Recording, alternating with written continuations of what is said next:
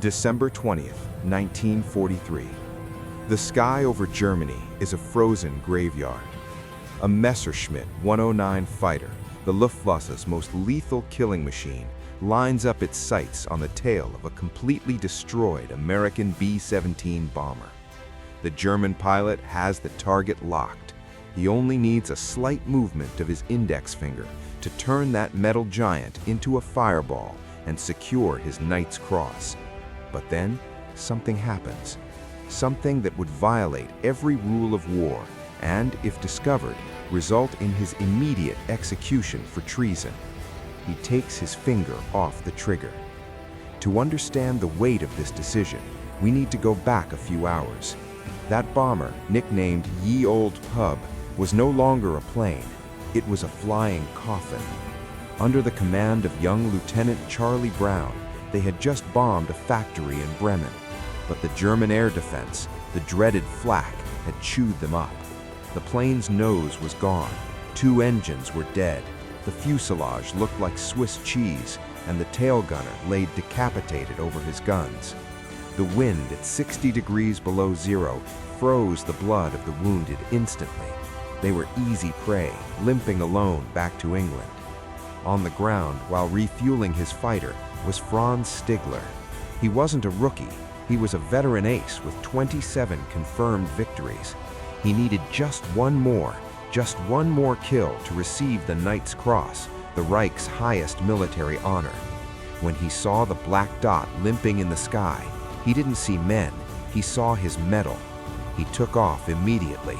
The climb was fast. He positioned himself behind the helpless bomber. It was the easiest kill of his career. He could see the American tail gunner, but the gun was pointed down. Blood streamed down the fuselage and froze on the wings. Stigler moved in to finish the job, but getting within a few meters, he saw the horror inside the open fuselage. He saw men trying to staunch each other's blood. He saw the terror in their eyes. And then an old memory surfaced, the words of his mentor in North Africa, Gustav Rodel. "If I see or hear of any of you shooting at a man in a parachute, I will shoot you myself." To Stigler, that plane was no longer a combat machine. It was a metal parachute full of dying souls. Shooting them would be murder. Instead of pulling the trigger, Stigler did the unthinkable. He dipped his wings and signaled for Charlie to land in Germany and surrender. Charlie, in shock and not understanding, refused and kept flying. Stigler knew that if they tried to cross the Atlantic Wall, German anti-aircraft guns would tear them apart. So he made the decision that could cost him his life. He positioned his fighter glued to the bomber's wing, flying in formation. To the gunners on the ground, it looked like a German fighter was chasing or escorting a captured plane. He served as a human shield for his enemies. They reached open sea. The immediate danger had passed. Stigler looked one last time at Charlie Brown. He gave a military salute, turned his fighter, and disappeared into the clouds. Charlie managed to land miraculously in England. When he told his superiors what had happened, he received a strict order: keep your mouth shut. They didn't want to humanize the enemy. On the German side, Stigler never told anyone.